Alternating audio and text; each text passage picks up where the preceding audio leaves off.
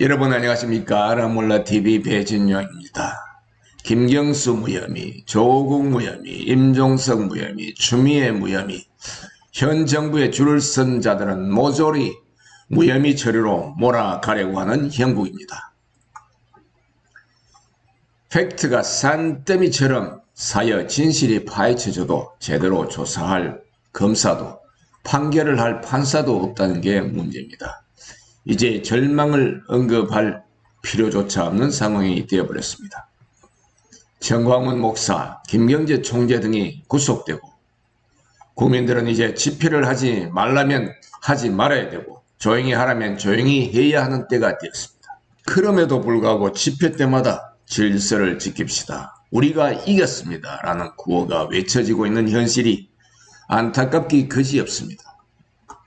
또한 유튜버들은 문재인 큰일 났다. 문재인 끝났다. 청와대 야단났다. 청와대가 발칵 뒤집혔다. 조국 끝났다. 용단 폭격 등등 애처롭고 안타까운 그런 말들로 화면을 가득 채우고 있습니다.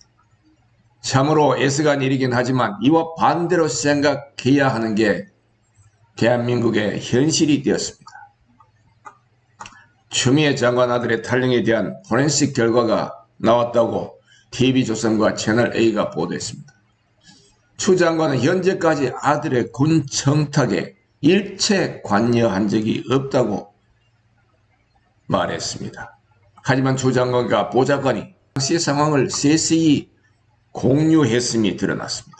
추 장관이 당시 아들 부대에 대위의 번호를 알려주며 아들과 연락하세요.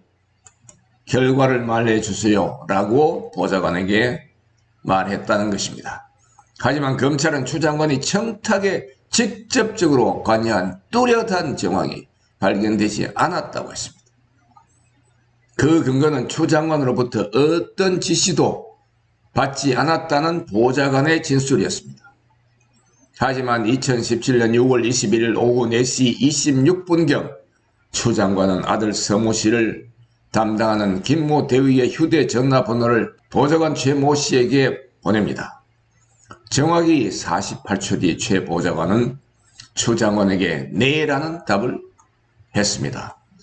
그로부터 25분 뒤 추 장관은 보좌관에게 아들 서 씨에게 연락을 취해달라고 다시 한번 문자를 보냅니다. 보좌관은 5분 뒤 서 씨와 직접 통화를 했고 지원 장교에게 휴가를 한 번 더 연장해 달라고 요청해 놓은 상황이라는 내용을 추 장관에게 보고를 했습니다.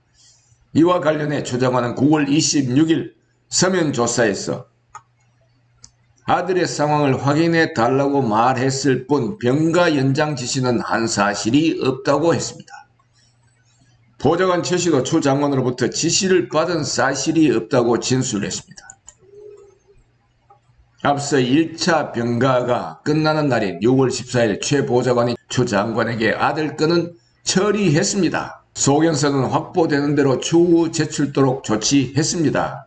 라는 문자를 보낸 사실도 공개됐습니다.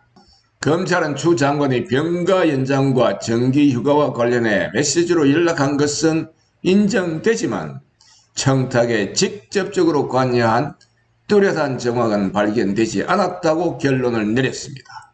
무혐의 처리가 됐다는 것입니다. 8개월 동안 지지부진한 수사에 대한 이유로 코로나를 내세운 뒤 내린 결론이 무혐의라는 것입니다. 휴가 후 미복귀도 당직 사병의 오해라고 했습니다. 판결이 완전 이혈령 비혈령입니다. 판결 결과에 대해 여당은 오히려 야당에게 함부로 허위 사실을 퍼뜨리며 정쟁으로 몰아가려고 한다는 이유로 사과를 하고 공수처 설치 등 권력기관 설치에 동참하라고까지 엄포를 놓았습니다. 이 무슨 적반하장입니까? 하기야 대한민국에 지금 야당이 있습니까마는 여러분 정말 슬픕니다.